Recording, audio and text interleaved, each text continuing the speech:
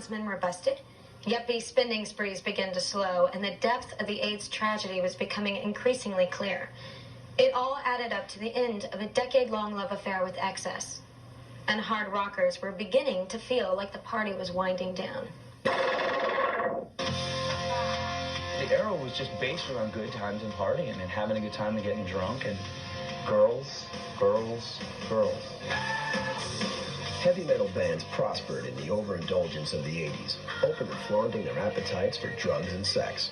We had the bimbo passes, and there'd be girls under the stage during the show. We did some sick shit. It was right out of Hustler magazine. Drugs were everywhere. Booze everywhere. Women, thank God, everywhere. There were so many girls, and we would go fishing. We'd just walk in with our fishing poles and just catch one and pop it in and take it behind the rainbow. 15 minutes later, back on the strip. Everything you read is true and more. Hell yeah, you know. I shag groupies, you know. I mean, it's almost like a healthy thing. I remember being at the Cat House, and I asked them if they had a beer bottle cap. And they said, yeah, they got me one, and I spit in it and poured some cocaine, and it drew some up and shot up right in front of them, and they flipped out. And I was like, God, what's the problem?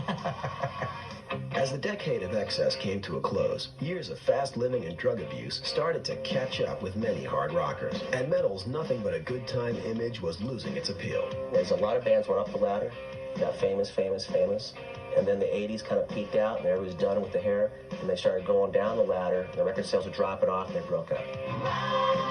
They had become just a bunch of happy metal formula bands out there smiling and grinning and shaking their asses. It was definitely a disenfranchised audience who wanted that anger, wanted that frustration, and wanted that edge. It's not a TV studio! Turn these lights out!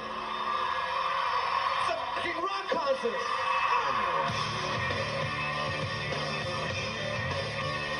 At the dawn of the 90s, America was heading towards a recession, and young people faced an uncertain future.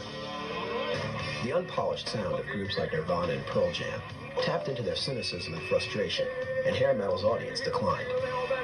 When we released the record Cherry Pie, in the office of Columbia in New York, there was a huge poster of Cherry Pie, you know, and that was a big ego boost. And then when we were going to release the next record, I did the exact same trip to New York to talk with Donnie. And over his secretary's desk was a huge poster again, only this time it was Alice in Chains' Dirt. And I was like, I think we slipped down the priority ladder here a little bit. It was enough already. The way the image, the overt glam image, came to the fore so significantly 24 hours a day on MTV, it alienated the hardcore rock audience. So they looked for their jolly somewhere else. You listen to Kurt Cobain and you're like, wow, that's great.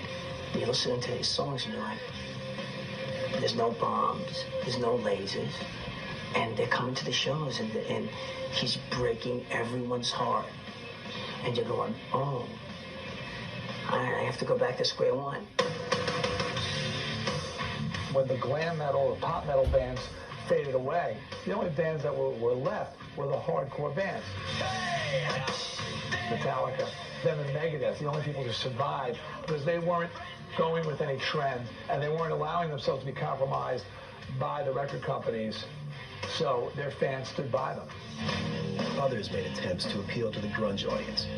But by the early 90s, most of the metal bands that ruled the charts in the 80s were extinct.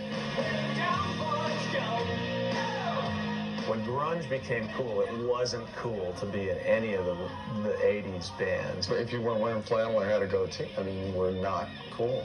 I mean, you should be shot on sight. It hurt.